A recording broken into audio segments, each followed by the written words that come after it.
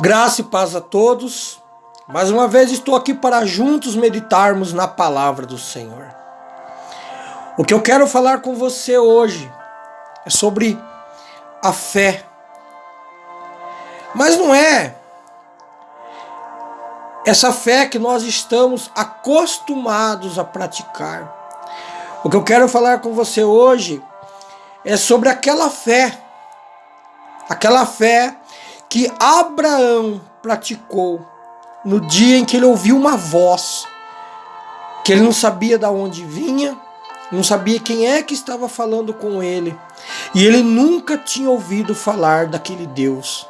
Mas aquela voz dizia assim: Abraão, sai do meio da tua parentela, que eu te levarei para um lugar aonde você não conhece, mas lá farei de ti uma grande nação, lá tu serás abençoado, Abraão.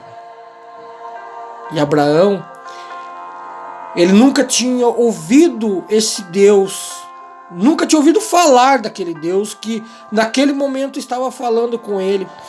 Mas aquela voz, ela ardeu tanto no coração de Abraão que Abraão não hesitou, não deixou que nenhum tipo de dúvida o impedisse de fazer aquilo que o Senhor, que Deus havia pedido para ele, e Abraão fez. E Abraão, ele começou ali uma história diante de Deus, porque Deus disse a Abraão: farei de ti uma grande nação.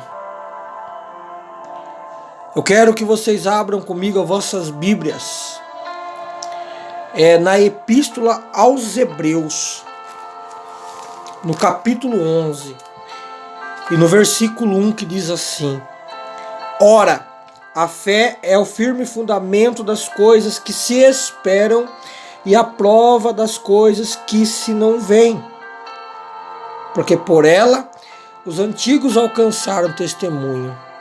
Aqui, esse versículo quando diz assim, porque por ela os antigos alcançaram testemunhos. Aqui vem para confirmar o que eu acabei de falar sobre Abraão. A fé é o firme fundamento das coisas que se esperam. Ter fé é ter visão. Mas não é essa visão limitada, essa visão humana limitada que nós temos. Ter fé é ter uma visão espiritual, é uma visão transcendental, é você conseguir enxergar aquilo que mais ninguém pode ver. E você vê, até mesmo se as pessoas te chamarem de louco, não importa. A tua fé te faz ver aquilo que ninguém mais pode ver. E quando você tem uma fé, e essa fé, ela te traz essa visão espiritual. A partir daquele momento, quando você começar a crer, quando você crer, você vai antever, você vai antecipar a sua visão em relação às coisas que Deus tem preparado para você. Parece loucura, né? Parece loucura. Mas o que você não vê é o que você recebe. Aleluia. Quero que vocês abram comigo agora vossas Bíblias no Evangelho de João, no capítulo de número 27, que diz assim: depois disse a Tomé: põe aqui o teu dedo e vê as minhas mãos. Chega mais, chega a tua mão e põe aqui do meu lado. Não sejas incrédulo, mas crente. Tomé respondeu e disse-lhe: Senhor meu, Deus meu. Disse-lhe Jesus: porque me viste, Tomé, você creste. Bem-aventurados os que não viram, mas creram. Aleluia. Nós precisamos crer. Nós precisamos crer de uma forma que, por mais que não exista nada, Por mais que não tenha nada preparado, por mais que não tenha nada iniciado, por mais que não tenha nada já assim começado para se terminar. Nós precisamos ter uma fé, aquela fé que nos faz ver coisas aonde não existem. Nós sabemos que estão lá.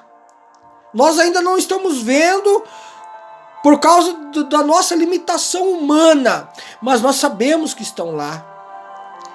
Promessas absurdas aos olhos humanos, absurdas aos nossos olhos. Promessas que talvez a gente até chegue a pensar ou até mesmo a dizer: isso não vai acontecer. Isso vai acontecer. Mas deixa eu te dizer uma coisa. Tome muito cuidado com as tuas emoções. Tome muito cuidado. Muitos cristãos, eles vivem o que eles sentem, em vez de viver pela fé. E isso pode representar uma verdadeira ameaça à maturidade espiritual do cristão para com Deus. Não deixe que as suas emoções elas falem mais alto do que a sua fé, para que ela não venha atrapalhar o agir e o mover de Deus na tua vida. Confiar apenas na palavra, isso, e não praticar, isso não é fé. Você confiar nessa palavra, mas não praticar, isso não significa fé. Isso não é fé. Mas quando você confia e você pratica, aí sim você está praticando a sua fé.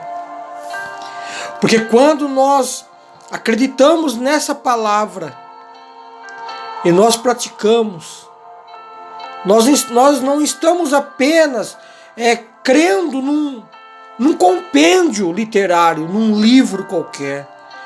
Nós estamos crendo naquilo que Deus Ele embasou e deixou para que nós testificássemos daquilo que Ele já fez e que ainda vai fazer.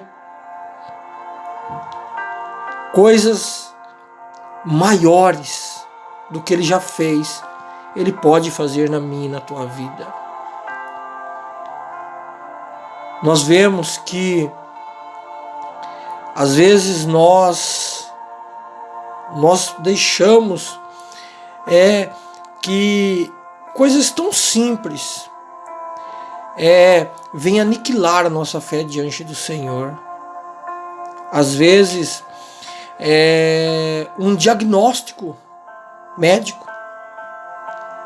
O médico ele vai diagnosticar talvez uma pessoa dizendo assim: olha, não tem mais jeito, não tem cura.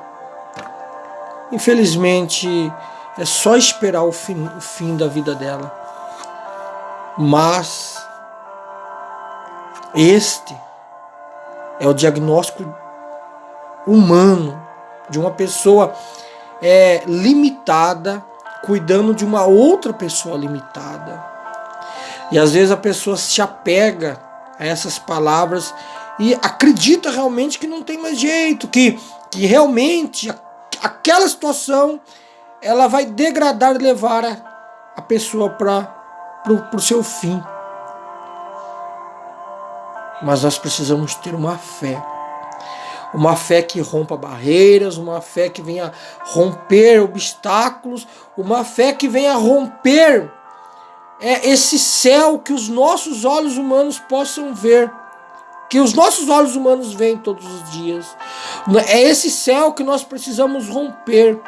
E nós precisamos orar a ponto de, através da nossa oração, alcançar um outro céu mais elevado, numa atmosfera metafísica, aonde está o trono e a glória do Senhor.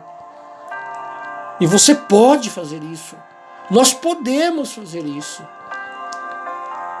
Nós podemos. Abra a vossa Bíblia comigo agora, no Evangelho de Lucas. Evangelho de Lucas, capítulo de número 8. E versículo de número 49. E estando ele ainda falando, chegou um da casa do príncipe da sinagoga, dizendo: a tua filha já está morta, não incomodes o mestre. Jesus, porém, ouvindo-o, repreendeu-lhe, dizendo: não temas, crê somente e será salva. Amados irmãos, nós estamos aqui diante da história da filha de Jairo. Todos nós conhecemos essa história. Jairo vai atrás do mestre, Jairo vai atrás de Jesus, pedindo para Jesus que vá à sua casa, porque a sua filha está muito doente, a sua filha de 12 anos. Só que durante o percurso, durante o caminho, ocorreu ali uma outra história. Na verdade, uma história dentro de uma outra história. Um outro cenário foi desenhado ali, que foi a história da mulher do fluxo de sangue, que acabou ali tomando a atenção de Cristo, e Cristo parou no meio daquela multidão, no meio daquele caminho. E nós vemos ali, naquele momento, o personagem de Jairo deve ter ficado tão agoniado, tão angustiado, porque viu que Jesus parou. Jesus estava indo para sua casa e de repente Jesus parou. Era como se Jesus interrompesse um socorro eminente que precisava ser feito de forma urgente, porque a filha de Jairo estava muito mal. E ainda Jesus estava falando com aquela mulher, de repente chegou um da casa de Jairo e disse: não incomodes mais o mestre, tua filha já está morta. E naquele momento Jesus disse: não temas, crê somente que ela será salva. Veja bem, deixa eu conjecturar com você aqui agora o que aconteceu ali. Enquanto a filha de Jairo, ela ainda estava viva, aos olhos do pai, aos olhos de Jairo, havia esperança. Não é assim que acontece com a gente, conosco, todos os dias? Você leva uma pessoa ao médico, de repente ela acaba ficando internada. Enquanto ela estiver internada lá, debaixo dos cuidados médicos, para nós ainda existe esperança. Nós temos essa esperança, porque enquanto ela está viva, mesmo que vá para o CTI, para a unidade intensiva de tratamento, nós entendemos que ainda há esperança. Enquanto aquela pessoa estiver respirando, nós entendemos que ainda há esperança. E com Jairo não foi diferente. Jairo estava ali esperando Jesus, enquanto Jesus falava com aquela mulher. E de repente chega a notícia que a filha havia falecido. Então até aquele momento, aos olhos de Jairo havia esperança.